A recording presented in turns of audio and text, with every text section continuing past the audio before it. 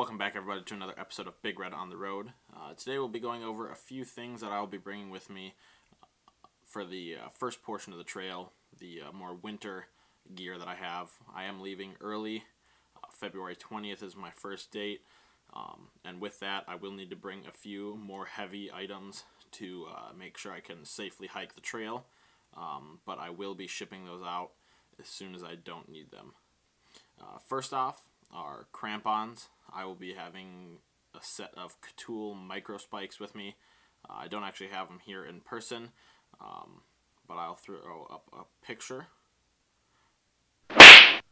So basically these just slip over my trail runners, and they will be my traction because it's not always snowy, but in the higher elevations, especially in the Smokies, there's a lot of freeze-thaw, so you get a lot of ice buildup on the trail, which can be very treacherous if you don't have any good source of traction.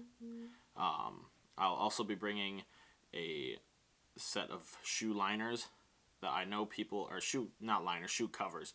A lot of people are saying, oh, you need boots. You can't do it in trail runners because of snow, blah, blah, blah.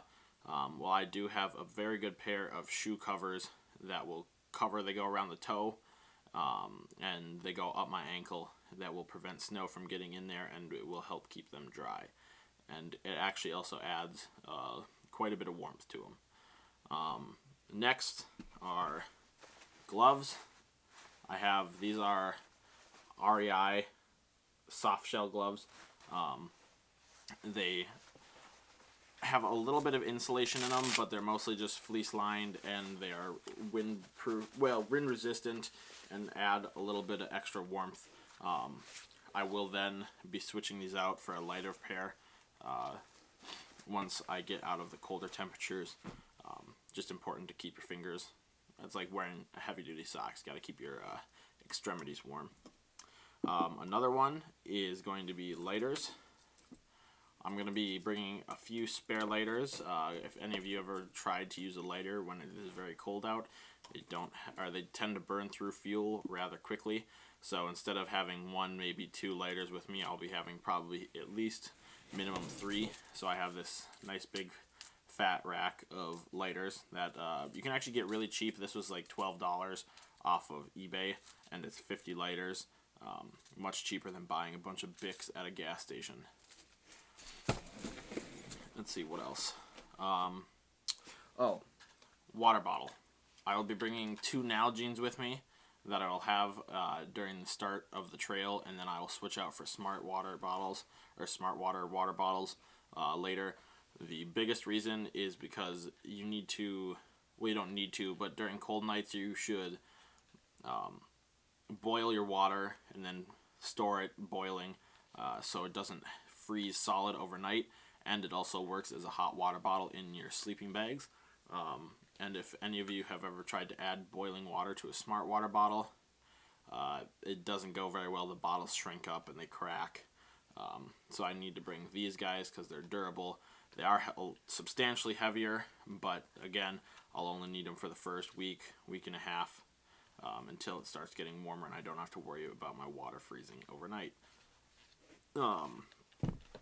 Fire starters or fire supplies won't really be necessary because the southern states all have burning bans due to the drought. I'm sure we've all heard about Gatlinburg, Tennessee, and some of the other big cities that literally burnt to the ground.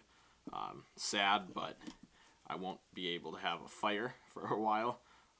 Just stove cooking. They won't even allow alcohol stoves. You have to have the isopropanol stove. So, yeah, there's that. Another thing too is I've got these little, they're small, I got these at Target, just small little 3.5 ounce bottles. I have 3 of them actually. What will be going in here is I'll have one for soap, good old Dr. Bonner's. That's for, I mean, that stuff's literally for everything, but it'll be for bathing mostly and laundry. Then in this one I'll have olive oil, which is, I probably won't fill this one full with olive oil because that's just extra weight, but it is a good source of calories and also just a good way to spice up the food. And this one, most importantly probably, will be filled with Chipotle Tabasco. If anyone knows me, they know I love hot sauce, and it's also just another really good way to spice up your good old boring ramen and nor pasta sides on the trail. Also, I'll be bringing a few. I've said also a lot, but also I'll be bringing extra, like either a Snickers bar, Cliff bar, some sort of extra protein packed bar, and it's recommended that you eat those 20 minutes before you go to bed, just to help give you a little extra power to stay warm through the night. I am still just sticking with my 30-degree bag. I'm not upgrading to a 15 or even a 0-degree bag for the winter, which some of you might think that's crazy, but I do have a Sea to Summit Thermocore Reactor Extreme bag, which is supposed to add up to 12 degrees of warmth, and also I'll have all my jackets and my like layers that I can layer with to help stay warm throughout the night. I just don't see the need to invest an extra $300-400 into another sleeping bag. Also, I'm from Minnesota. I do a lot of winter camping, so I've gotten pretty efficient at staying warm at night. I received my Appalachian Trail registry badge in the mail about a week ago, and the official trail length for 2017 is 2,190.3 miles. I don't have it in front of me, but I'm almost positive that's true. And I'm one of the first, according to the registry, I'm one of the first 20 people to be on the trail. So we'll see if that stays true. Otherwise, I am looking forward to getting out there. Again, be sure to follow me on Instagram at grant.c.film. I will be starting probably tonight. Well, for you guys, it'll be tomorrow or yesterday.